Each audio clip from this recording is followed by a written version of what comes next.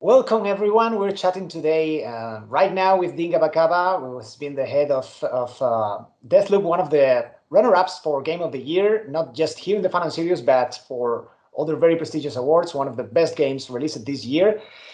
And welcome to the Fun and Serious, even if it's got to be in a virtual approach this year as well. Dinga, nice to meet you. Same, nice to meet you and nice to be joining you.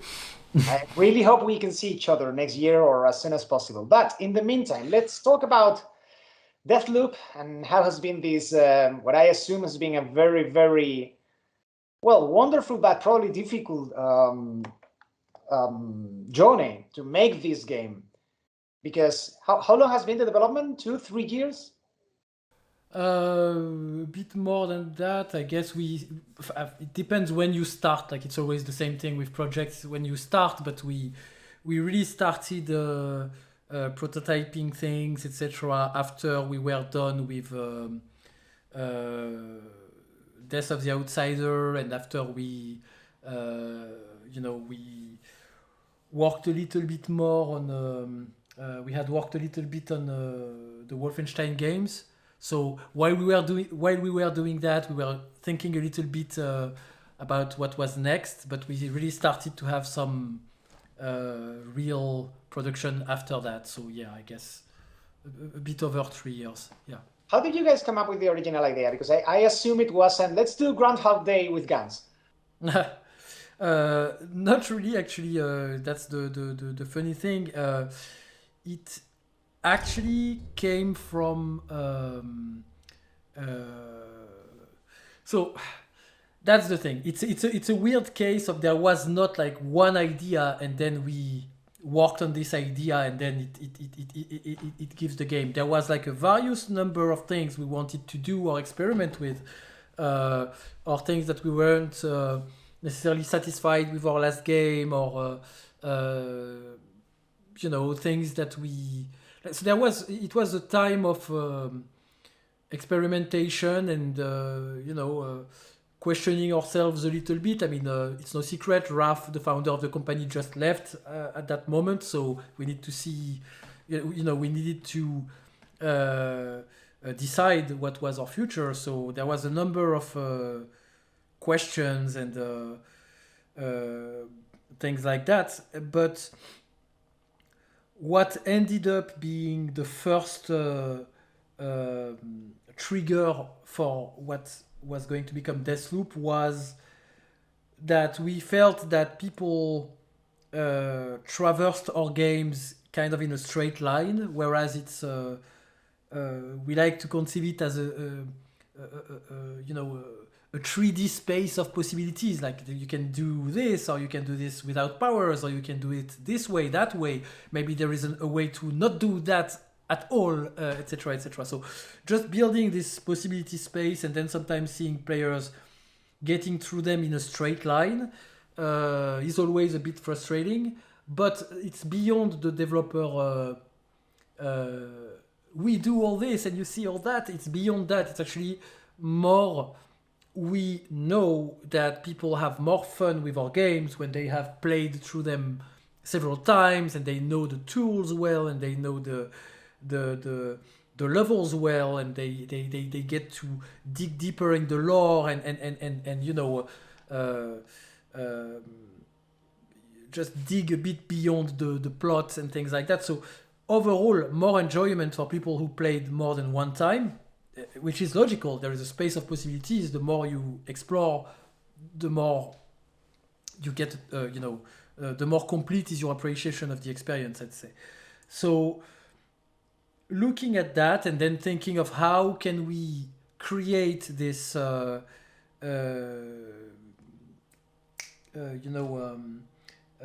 familiarity with the game before the game is done, before the game is completed, and you've completed the campaign and now you have to go to the new game plus, or you have to do some challenges like meta games, etc. We wanted something that was embedded in the experience but allowed you to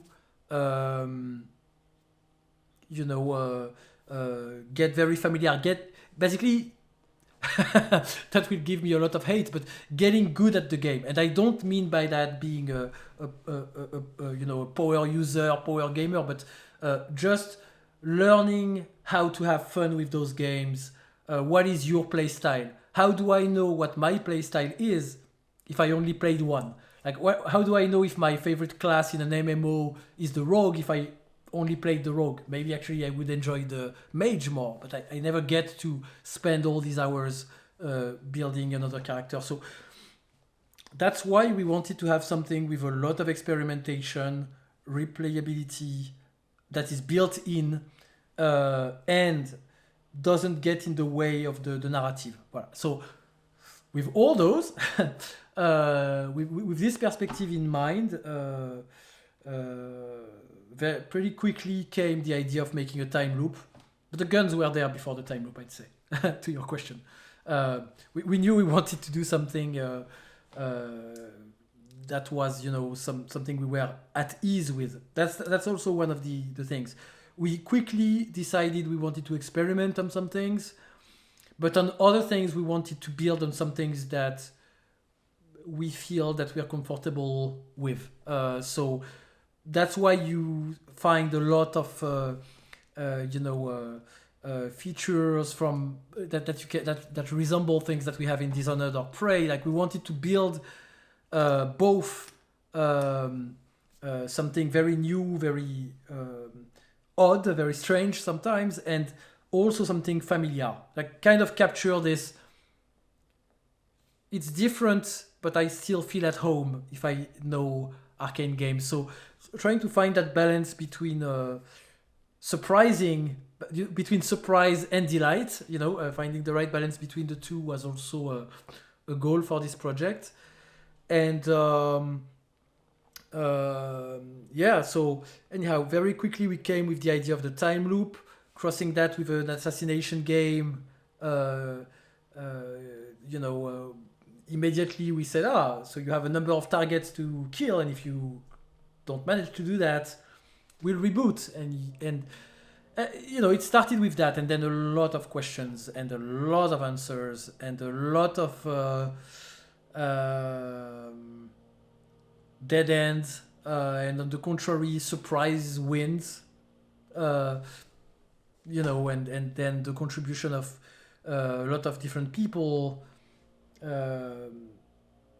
Some new eyes as new people onboarded, and so that's the thing. It started with the will to do something a bit different, but still very familiar, very undeniably Arkane, and how to surface all those things we love about those games to everyone during the first playthrough of the game. Right, I guess this description you gave me confirms an intuition I had about your games. I've always described your games not as being long but wide. Like there's so many things to do in the same place, so you should really go back and back and back and try different things. And when I played Deathloop, I felt like it was a more streamlined, so to speak, approach at the immersive sim experience. So as to not to get your hand, but to create the situation where the player will feel compelled to try different things in the same places. Yes, I think where it's that's interesting because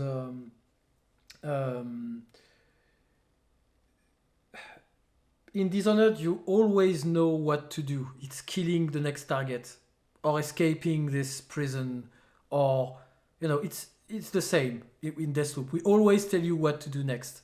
The thing is, you could do a lot of other things instead of doing that. But the way we organized the campaign and the knowledge, we wanted to give the same amount of guidance as in Dishonored. The only thing is, you don't look at it the same way because, but in Dishonored, you have to eliminate the targets. You don't have the choice, and you have to eliminate them in an order that is decided by the game as well. You don't have the choice. You have the choice about how to eliminate them: grenade, grenade, assassination, or maybe not killing them, but removing them out of the chessboard, right? But in the end, you're still doing those things in the order that we decided. It's kind of a linear game in that sense.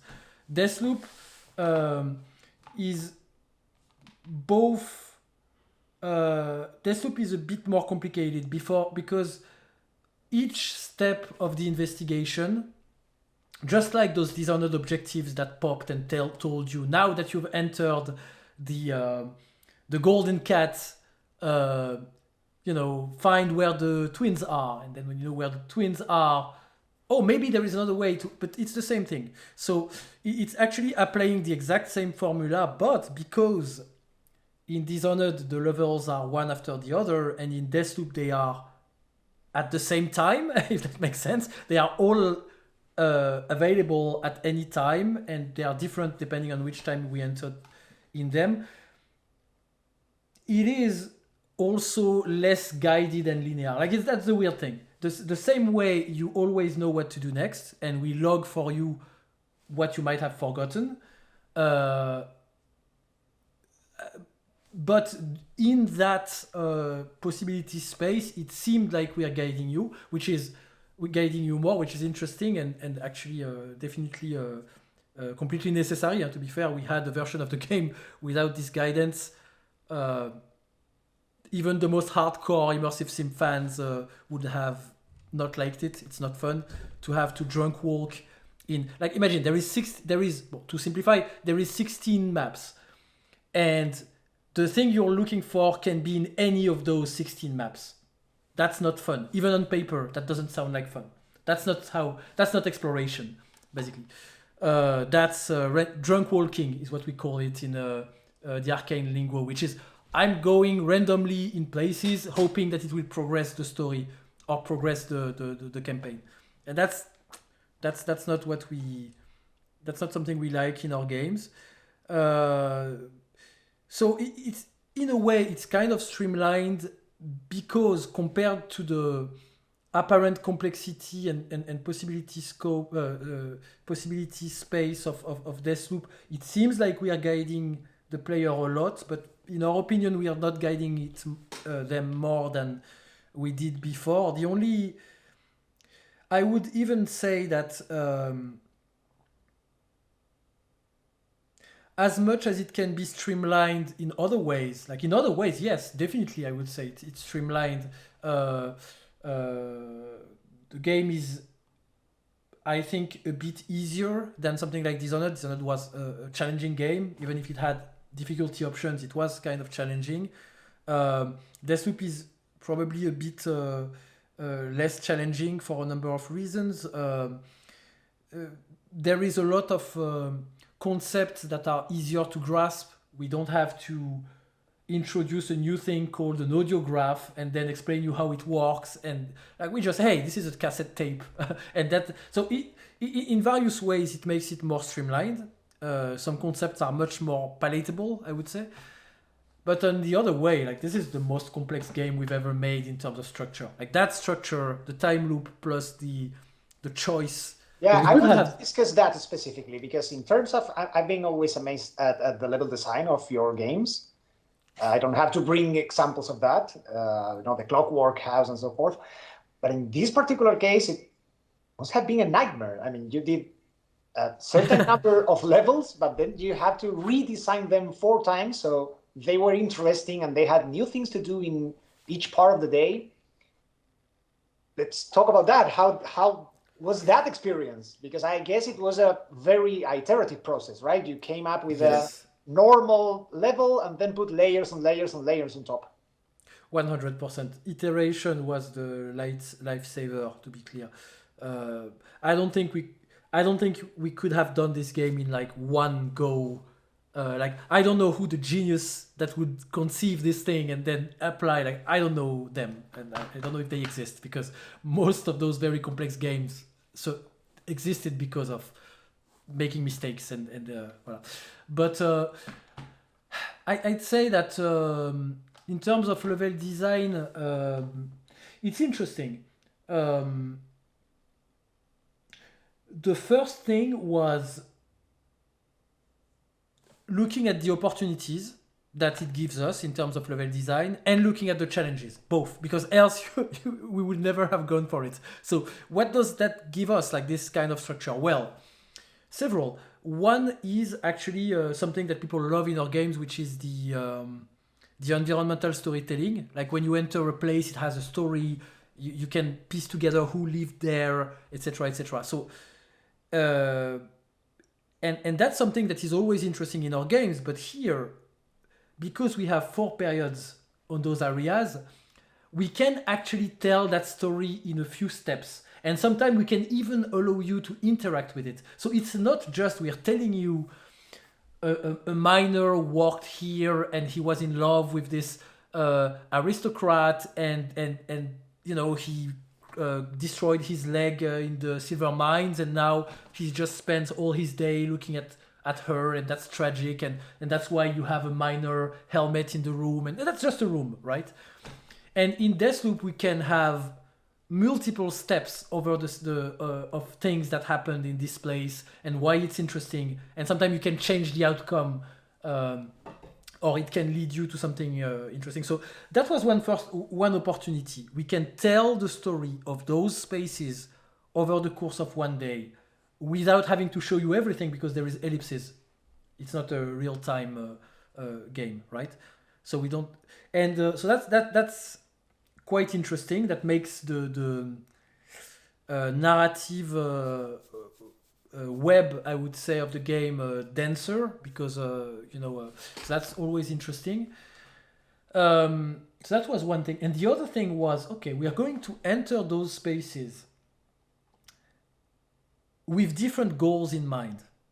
Sometimes I'm here to kill a target. Sometimes I'm here to kill a target sneakily, because that's what I want to do. Sometimes I'm here to just get something in a safe. Sometimes I'm here to complete a side quest. Sometimes I'm, here to harvest residium, the resource. And because of that, you're not going from the same place to the same place. So that was actually quite interesting and quite liberating, because we could, we always want to make levels that are interesting, offer a lot of different possibilities of navigation and gameplay and story. But in the end, you start somewhere and you end somewhere, that level. So it's kind of linear. And if you think about it, in a game like Dishonored, if there is a scene that is important, we cannot let you miss that scene. We have to funnel you into seeing this wall of light and those people burning the rats in the wall of light, because if you don't understand what is a wall of light, and that's a problem. So in the beginning of Dishonored, you have no choice, you will see that wall of light. You don't have to interact with it, but you will see it and you can watch this scene, right? And there is a number of things like that even in a very open-ended level design, at some point we had to funnel the player into this street or that room, because... Well, and here we could make those spaces much more three-dimensional in navigation. It's not just this, it was sometimes you do this, sometimes you do that, sometimes you did this. and because of that, actually the levels are, in our opinion, even more sandbox, open-ended than they are in something like Dishonored. And that's why, for instance, and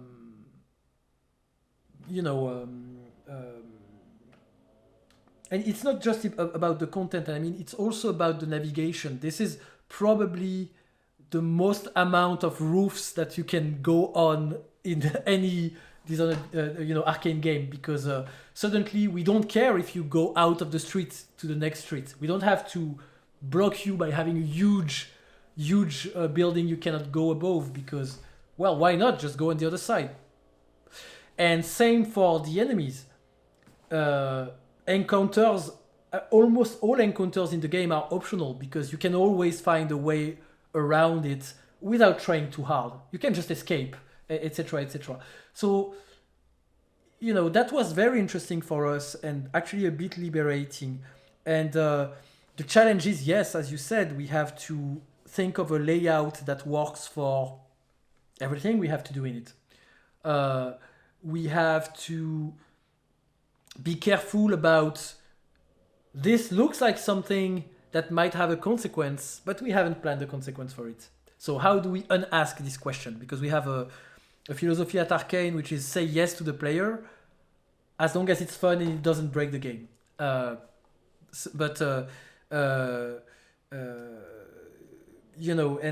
but if you don't want to say yes, make sure they don't ask the question.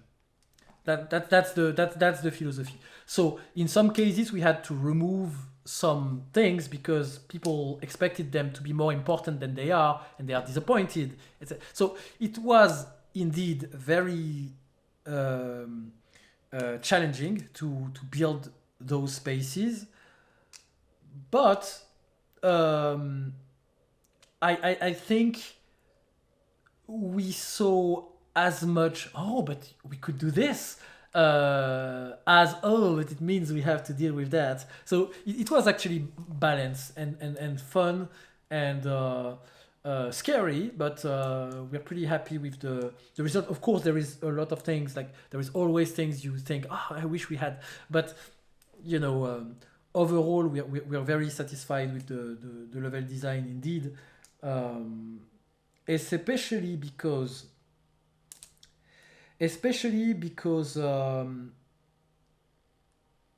in something like Dishonored, again, like taking our last games, if you take a map like the Adermeyer Institute, this is entirely about the Crown Killer. Avoid spoilers. It's all about the Crown Killer, right? And the Dr. Hypatia that might or might not be here and you might want to rescue. So because of that, the entire place is around the themes of those characters. Horror, because the Crown Killer, and science, because of Dr. Hypatia, and the what bridges between horror and science, and that's why it's a former asylum, and and there is all those creepy experiment rooms and all those like weird Victorian tools and shit. And the thing is that that works very well when you can dedicate one map, one level to a target or a theme. In Deathloop, what was interesting is that each of our districts are the home of more than one of the visionaries and more than one theme, because there is some side content. I hate the word side content, but some things to do basically. Some we call them the discoveries. Like there is a lot of discoveries and leads and stuff, and but still, I'm very happy that the place both have a personality, and if you go into Fia's part of Freestad Rock, you feel Fia, and if you go in Frank's part of Freestad Rock, you feel Frank. So I'm very proud of the level design and level art and environment art and narrative teams to have been able to bring the same kind of personality to spaces that were supposed to be shared and make them interesting and unique and replayable. So I mean, honestly, to be quite frank, we weren't aiming as high as a result in the beginning. Like we were experimenting, but we didn't expect the people to be praising the level design as much. So we are super happy with how it went. I had a question about narrative design, the narrative design of the game, but the way you have described the level design make it a bit moot, because looks like or sounds like the narrative design of the game is inextricably intertwined with the level design, because you have a story, you're cutting it into tiny pieces and then deciding where and when to put each of them. To put each of those pieces. Yeah. Well, it's even like that. That's you definitely on point here, but that's the beginning of the conversation, because yes, indeed, we have to the narrative design team is very integrated with that, but it goes beyond that. It goes into uh, the even the design of the world in a sense. Like what I mentioned, for instance, the choice between is our equivalent of a computer something that is immediately graspable, or is it something alien that we want the player to figure out? So the design of the objects definitely needs some cue from narrative design team. Because we that's how we do games at Arkane. Everything has a raison d'être, to speak French. Everything has a reason to be there, and it has a like Sebastian, our art director. I like him. I like one of the things he said, which is one day I don't know, I showed him a character design like a long time ago. We were working on it. On the internet of a cool character, like in a cool costume, like, hey, look at this guy, he's super cool. And he's like, but what is the buckle here for? Like, it doesn't buckle for anything. You can, like, it doesn't make sense. And I think when he said that, it basically opened a real door for me on the process of art here at Arkane. And that explains, like, now look at any piece of art coming from Sebastian and his team, and you will see there is nothing that is just because it looks good. And because it needs to have a reason, very often, in some cases, the reason can stay in the mind of the artist who designed the gun, for instance. There is some cases like that. But there is a lot of cases where, well, if this object expresses a function, then it needs to have a place in the world. So we need to anchor that object or that concept or that character or that religion or whatever in the world, because it cannot just be and that means that, in my opinion, the narrative design team is extremely intertwined with absolutely everything we do. Music, like the music is a byproduct of the time period. The lyrics of some of the songs are written by Frank and performed by Frank before he had his voice messed up.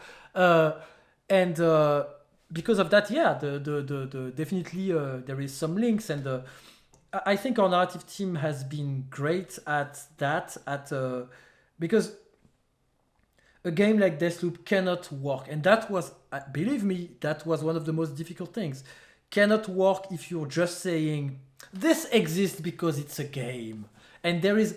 And it's extremely tempting. And we always do it every now and then. Like even on immersive sims. You have to, else it's over simulation sometimes. And over explanation. Like, yeah, thanks you for explaining me why the telephones are yellow in this world. But do I really care? Does it connect to anything? Or is it just overload? Right? Maybe there is a very good reason. It's cool. If not, maybe, but... yeah, sometimes you have to go for simplifications, but I think they have been very good at telling us sometimes, yeah, this really needs a reason. Like, you cannot just say because it's magic or because it's sci-fi. We need to think about it.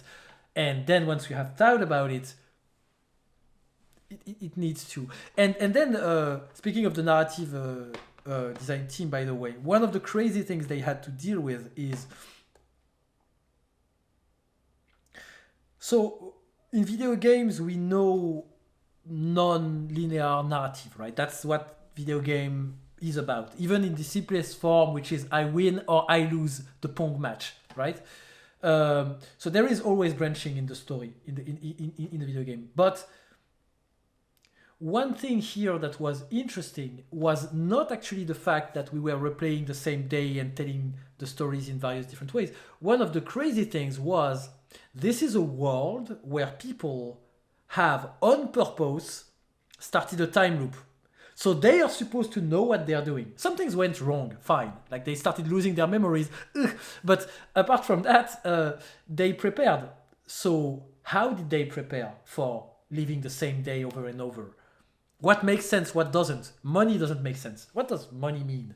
So we have no money, no concept of money on the island. But we still have the concept of privilege because people like Alexis came from a very rich background, and now they think of themselves, but because it's not wealth, they have to transpose it in something else. So for Alexis, it's strength. like I'm the wolf, the alpha wolf, whatever. So it's interesting because we had to wonder how those people live, and in some cases, uh, there is a number of things you will never do if you know that tomorrow will be like you will never write a book, uh, you will never plant a tree. There is a number of like I'm taking obvious examples, but you know, I wouldn't shave before entering the time loop because else I'm stuck with a shaved face for eternity. Like there is a number of things like that. Like don't eat something you have never eaten. You don't want to have so it was very, I think, both fascinating and challenging and novel for them to imagine a world where people don't plan more than one day ahead, and we cannot have a thread of story that I mean we can, but like not want to go in spoilers. We cannot have too many things that seem like they refer to the past or the future. Like it was a constant joy of is it the present, the past, the future. Like we started to have an interesting notion of time by the end of this project, and I think the narrative team was the ones that had to, you know, be responsible for those answers to those very interesting questions. So uh, uh, to all the people who worked in the narrative on Deathloop, past and present, badass. I don't know if it comes with the whole. I don't know what came first, if the egg or the chicken, but there's a roguelike vibe in the game. I don't know if the time loop came before or you wanted to do something roguelikey at some point, but it takes some guts to do a AAA roguelike. It's not a common thing. No. I mean, that's interesting. It's so I'm glad you asked the question because generally people assume the answer, which I like that you asked the question. Yeah, you're right. It's actually the first version. It's the time loop came first, and then at some point someone's like, oh yeah, kind of like a rogue. It was not a roguelike first. It was kind of some of the things they are doing in Moon Crash, and then we were like, oh yeah. And Moon Crash being a roguelike, suddenly we were like, oh, so people will maybe think this game is a roguelike. Let's see what is and what isn't, and why in the end we decided to not call the game a roguelike because it's I think it would be misleading. Now, does it take guts?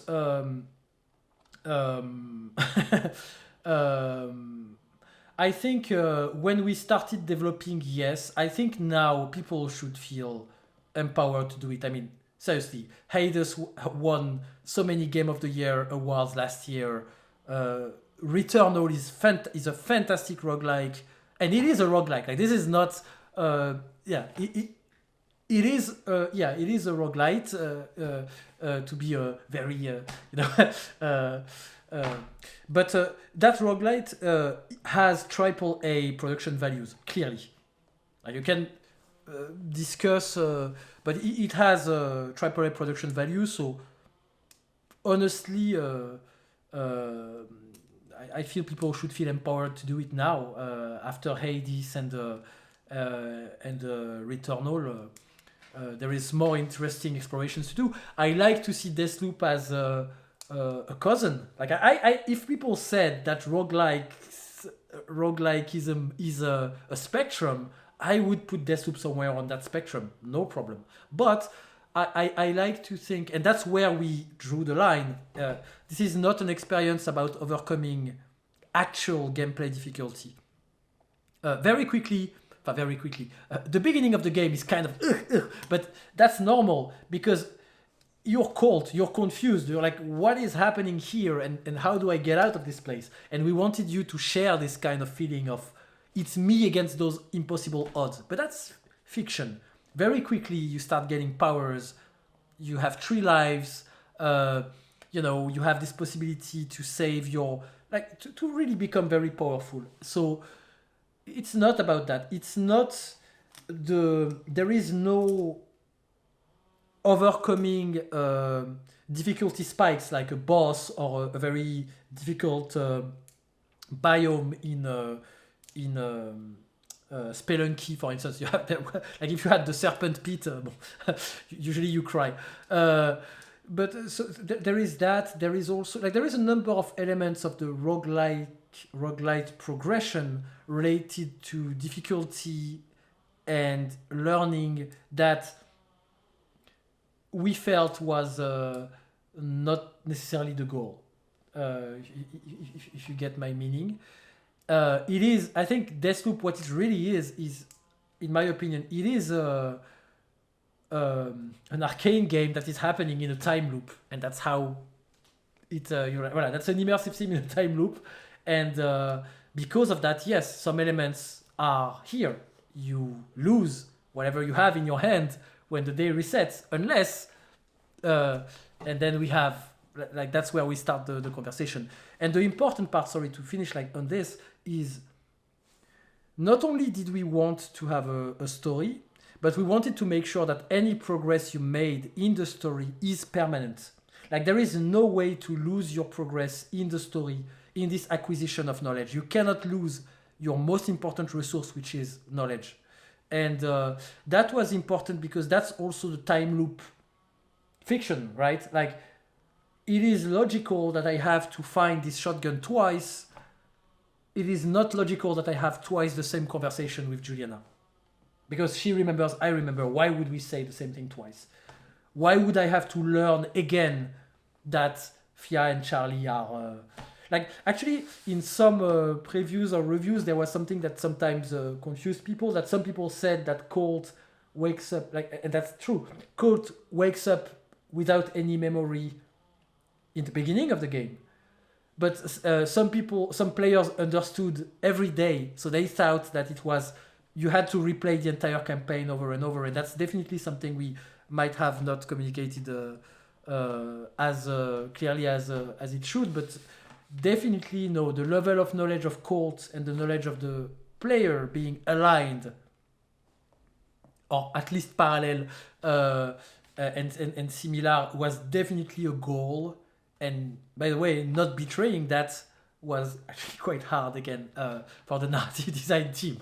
Again, kudos again, because like it's a strange game because a strange project, sorry, because when a game comes out, usually like when a Dishonored game comes out, like always we have this we always feel bad for one of the team because another team gets praised a ton. Like Dishonored, wow, the art direction amazing, the gameplay amazing, and no one is talking about the sound, for instance. Like I don't remember if that was the case, but and for Deathloop, I have no shame sending praise to the team because we were very happy that actually every single team in Arkane got a lot of love from the community and or the press. That was actually extremely satisfying after a difficult project. And not only difficult because it was challenging and we were trying new things. I mean, it's no like like those 2 last years were not game development as usual for everyone in the industry. So after a difficult period like this, being able to have a game that comes out and narrative, audio, art, gameplay, level design, everyone gets some appreciation for their work. I think it was one of the most beautiful rewards you can get as a developer coming out of a period like this. So, yeah, sorry. Oh, good. No, was to say that I've got a few short questions about your career as well, so we don't talk just about the game. Sure. Because you've got a quite an interesting story. If I'm correct, you started as a QA for mobile games back before the smartphones. So does it even feel like the same industry? Has changed so much, like everything. Yeah, it has changed a lot. I think, and by the way, especially at the time, I was more focused on, like, I was trying to get acquainted with the industry worldwide, but I was, of course, kind of looking at the French industry as the main thing. And I think the industry in France has evolved a lot. I think it was still the time when I started. It was still the time where game design was alchemy. You know, I cannot necessarily explain it to you, but trust me, we have to do it that way. And sometimes it go well, and sometimes it go wrong. So I definitely, it was a time that was before. That is one of the main differences I see in terms of how we make games. Is things are much more rational now. So the challenge is not the same. Before, especially in France, and not only in France, of course, but especially in France, you had a lot of very arty, very creative, author games coming out from the industry.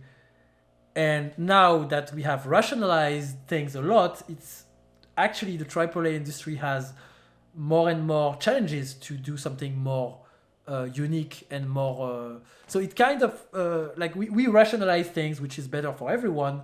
But now we have to find, and that's one of the things that we try to do as in our company culture, is kind of keep this kind of spirit of explorers of what the medium can do, and seeing games as art. Like we don't necessarily make big talks about it, but we just innately convinced that they are art, and keeping that in mind even in the AAA industry. I'm seeing we are not the only studio, but that's something that I think is more modern, and I think so. Again, the rationalization changed a lot. One thing that happened indeed was the smartphone and the web-based games, what we call casual games, etc., etc. The indie games also, starting with the Xbox Live Arcade, that made them popular with this first generation of Trials HD, Braid, and all those great Castle Crashers, and all those first small games can be really cool on the next gen, at the time, console too. Like, nice. And so that was very interesting. So yeah, I see what you mean. I think things have changed a lot from the inside, but to be fair, this is an industry that changes so fast. Anyway, that seems like several worlds away almost. Now you've been appointed head of Arkane Lyon. Congratulations for that. But now that you're so much into, I guess, management, do you miss being more hands-on involved in development? So that's that's an interesting question. So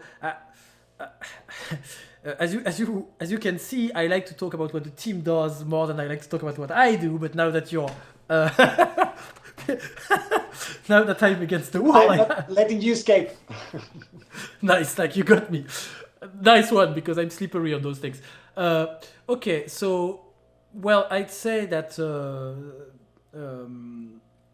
So first of all, no, I'm definitely my passion is in design, in making games. I found myself a new passion for making sure those games are made in the best way possible, and making sure that we have everything we need to be able to, succeed. And I became more passionate about what's happening with the publishing and the business side of things, and how we can keep we are making like, it's an industry, but we like to be craftsmen in this industry, if that makes sense. We love a lot of our things to be craftsmen, and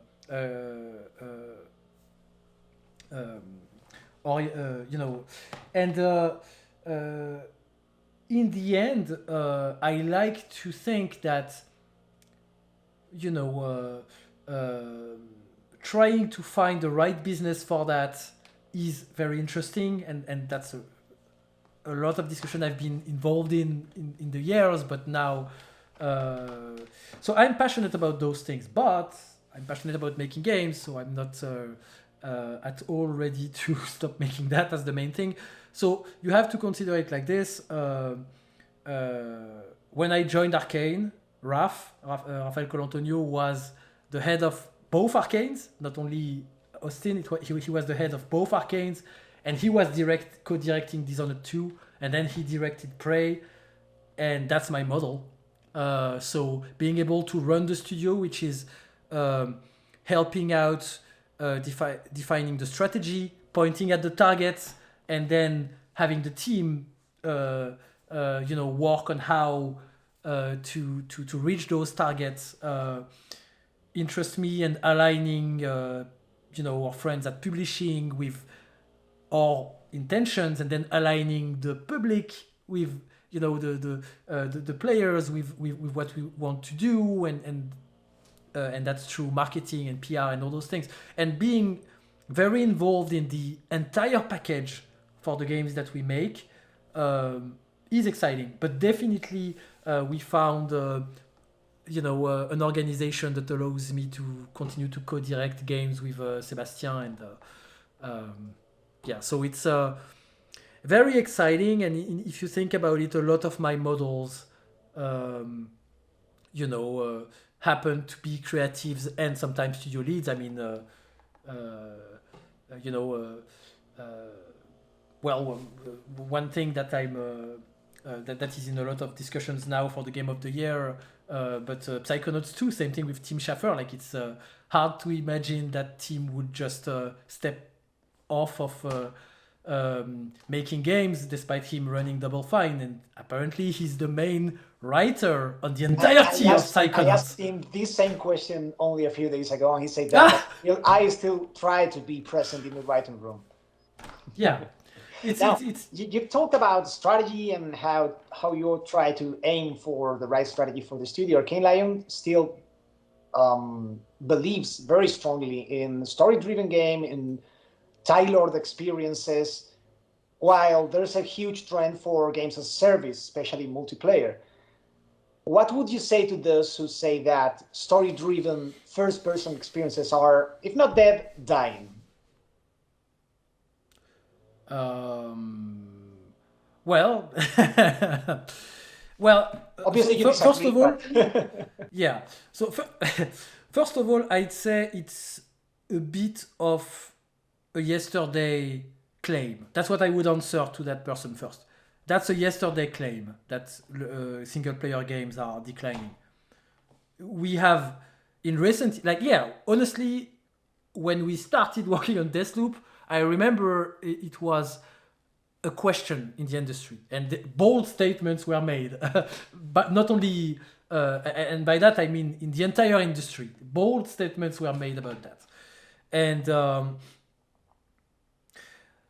first of all, I'd answer one important thing that people that are, older than me in the industry have said over and over. This industry has cycles. The PC is dead. The PC is the main platform. Nintendo is going to die now. Yeah. I was about to say that one. Single player are dead. Platformers are dead. Like, platformers are dead is interesting because platformers were dead in a way for a long time. Now, a few games in the Game of the Year nominees that year, like in not like in various magazines and awards shows. It Takes Two, Ratchet, Psychonauts, I don't know if you can count a Metroid Dread as a platformer, and I would probably get shot at by some people, but I would say it's Metroid, it is. Yeah, well. Yeah, well, so that's the thing. It's I think you just don't discount anything in the industry. Like, people make money out of it, so I don't want to say they have no job. I mean, analysts are important, but they absolute statements for all eternity. This one is an absolute statement for all eternity, by the way. Are usually usually proven wrong very quickly. And so that's one. Sorry, I just want to not avoid entirely the beginning of your question, which is, I think it goes beyond that. I think that inherently we are feeling that we are mature as a studio in a way that actually Deathloop is a multiplayer game. That's not how people will remember it, but it is. And it's not like there is a multiplayer mode. It is inherently it's something that is integrated in the game that reinforces the themes of the story. That like it's something that is integrated in an immersive sim. I mean, again, it's like it could have been done various ways, but Deathloop was a multiplayer game. But even as a multiplayer game, you would not be wrong to say that it's a single player game. We would not resent, like, of course, everyone who worked on the multiplayer would resent you, but I mean, it's not surprising that you feel that way because that's what we wanted. I think we are confident in ourselves as a studio now to say that, I mean, if we were to make a game as a service tomorrow, it would not necessarily be the same game as a service as everyone, and it would remain Arkane, or we would not do it. But as for Lyon, like that's the theory. As for Lyon, definitely, I would just say that we definitely hit a quality bar, well, at least a voice and a tone with Deathloop's writing and narrative that was so interesting to us that I think it would be hard to now say, okay, the next game has no story at all and it's all systemic and multiplayer. Like that's not something we are going to do. We are going to definitely explore this, very fun, very lively type of dialogue. Not necessarily the exact same tone, but pushing the writing room to because we were very satisfied with that. There is some things that so yeah, I think it's definitely a passion for us. Now, the same way we added multiplayer for Deathloop, maybe on the next game we add something unexpected as well to the formula. But that's what's fun. That's the challenge, but also the fun. That's how we surprise. And by staying true to ourselves, we delight. That's the My final question, because we run out of time, but very quickly, because most of our audience are young game developers or game dev students or young people considering to become a game developer. So I'd like you to give them a piece of advice very quickly to those youngsters fighting their way up to get into the industry. okay. That's where I have to both be truthful and not sound like a downer. Okay. No, more seriously. Don't do it. That's a piece of advice as well. No, it's not don't do it. Actually, there is a very good answer from Arthur C. Clarke it's about science fiction, writing science fiction, but it applies to video games. It is to making video games. It is if you can do anything else than write science fiction, you should not write science fiction. And I think it's the same for the game industry. If you can do anything else, you probably should do anything else. Because game industry is complicated, changes all the time, is fascinating, yes, but scary all the time. And the problem is once you get scared by a failure or something like that, you stop being ambitious. When you stop being ambitious in this industry, it's very difficult. Like you cannot be conservative in this industry, like not for long at least, right? So there is a lot of discomfort working in this industry. So honestly, but I do feel that if it is your drive, if it is your trade, not your job, your trade. Yeah, that's an old-fashioned word, but that's a word that one time someone a lifetime ago told me that there was a difference between a job and a trade, and I had to make a choice. And I think it's kind of like that for video games. I think if it is your passion, if you love games and making games, there is a lot of happiness to be found, and you should persevere, and you should not tell anyone. You should not let anyone tell you that you don't belong or that you won't make it. Even this old guy, no one should be able to tell that to you. If you have a real passion, though, because that effort of like Colt, persisting, trying to do the same thing again over and over and over, and expecting better results, because that's what we do at some extent, at some level of abstraction. That's what we do, right? And doing the same thing over and over. And if you can find the meaning behind that, and you love deeply something about making games or about games, then persevere. Don't let anyone close the door on you. You belong, and there is no background that you might have had. Like, it's not like becoming the world champion in capoeira. Like, if you haven't started capoeira at 4 years, at 5, 8 years old, you will never be a world champion of capoeira. Like, never. You will be good, but you will never be a world champion. And it's not like that for video games. There is nothing that you should have done in your childhood. There is nothing that you should have made as a career choice that is in the past and that you missed. You belong. But, and that's the downer part, you belong if it is a true, in my opinion, if this is a true passion, and if it is something you love. And that's difficult because I know we are now in a period where we discuss a bit that I just said, which is work can be a passion. Some people now have the view that you should separate your work and your wellness, and you should not find your necessarily. You should be happy at work, but it should not be your passion necessarily. It's a job. It's not a passion. I strongly disagree. I work with people for whom working in video games are not their passion. Playing games is not their passion. That's 100%. It happens, and it can make wonderful game developers, though. But if making games is not a passion, it will be, in my opinion, it will grind on you slowly until,